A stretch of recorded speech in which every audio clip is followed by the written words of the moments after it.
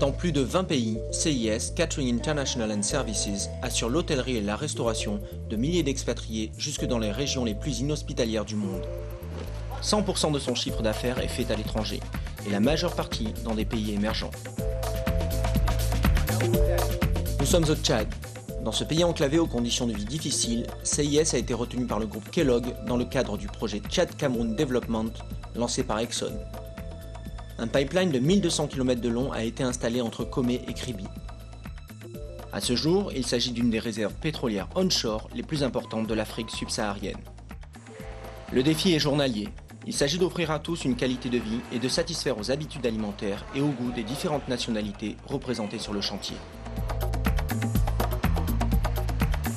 Pour CIS, le premier objectif est d'assurer la parfaite conservation des vivres ainsi que des fruits et légumes frais.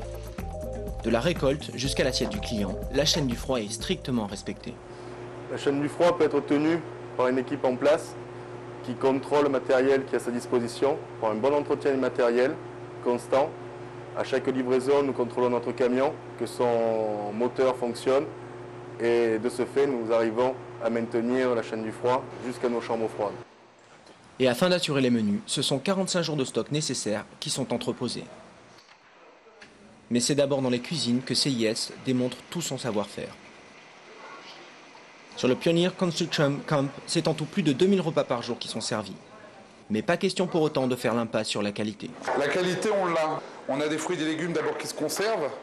Bon, à part les bananes, ce sont des produits fragiles, donc ça on le sait, on les travaille plus vite que le reste. Mais tout ce qui est par exemple melon, pastèque, ananas, ce sont quand même des fruits qui se conservent bien.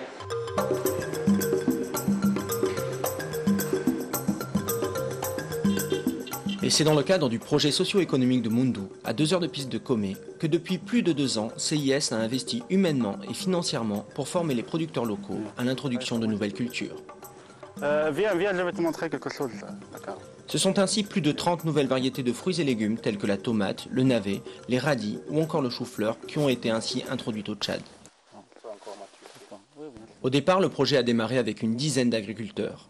Ils sont maintenant environ 800 sur Mundu à produire pour CIS. Et régulièrement, des séances de formation sont organisées afin de continuer à initier les producteurs locaux à l'introduction de nouvelles cultures. Après 2 ans de travail et de patience, l'opération est un succès total, puisqu'à ce jour, le projet socio-économique de Mundu fait vivre près de 6000 Tchadiens, tout en répondant aux besoins des 2 bases-vies de Comé. Ce sont donc 45 tonnes de légumes et 15 tonnes de fruits qui sont récoltés mensuellement. CIS est donc parvenu à gérer un contrat international tout en favorisant le développement local. CIS a apporté non seulement le know-how, comme le diraient les Anglais, la connaissance technologique et puis tout, mais également les flux financiers nécessaires pour permettre en tout cas à l'ensemble de ces paysans de se prendre en charge et autres.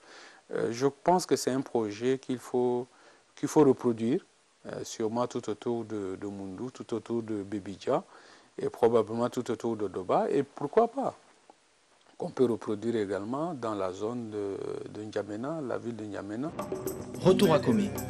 Pour CIS, toujours la même volonté de travailler avec la population locale. Dans ce cadre, Yannick assure régulièrement la formation de ses cuisiniers tchadiens. Messieurs, je vous remercie. Allez, on sort, il fait froid. À l'heure du repas, comme dans tout grand restaurant gastronomique, le choix est important. Salades variées et menus à la carte. Les expats donc ont les 2 plats principaux, comme à midi par exemple, il y a les paupiètes de veau et filets de sole à la tomate et différents légumes frais, toujours du projet socio-éco. Et puis des fois, bon, ça nous arrive de faire un 3e plat bonus, ça leur fait plaisir. Sachant que les gens sont là quand même 60 jours, donc pendant ces 60 jours, il ne faut pas qu'ils rentrent dans la routine. Et pour toute l'équipe CIS, il s'agit avant tout de faire du moment du repas un moment de détente et de plaisir pour les clients. Very good establishment for this remote location. It's certainly nice to have a good meal after you work. À quelques kilomètres de là, au Man Construction Camp, ce sont 1500 Philippins et 400 expatriés qui viennent à chaque service, soit un total de 6000 repas par jour. La clé de la réussite de CIS pour gérer ce grand nombre de repas, elle est simple. On en choisit du personnel qui a une activité internationale intéressante. Nous avons une équipe de cuisiniers européens, marocains et philippins qui nous aident à former le personnel local. Donc servir 6000 repas par jour avec la communauté que nous avons ici ne pose aucun problème.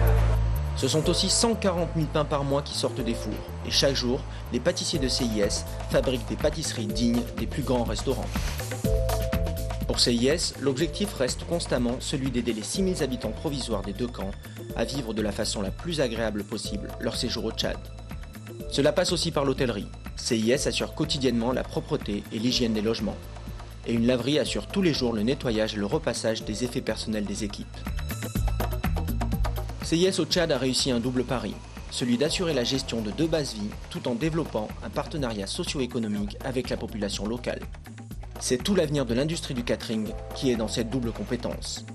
La réactivité et l'adaptabilité de CIS en font un partenaire incontournable dans le domaine du catering international présent et futur.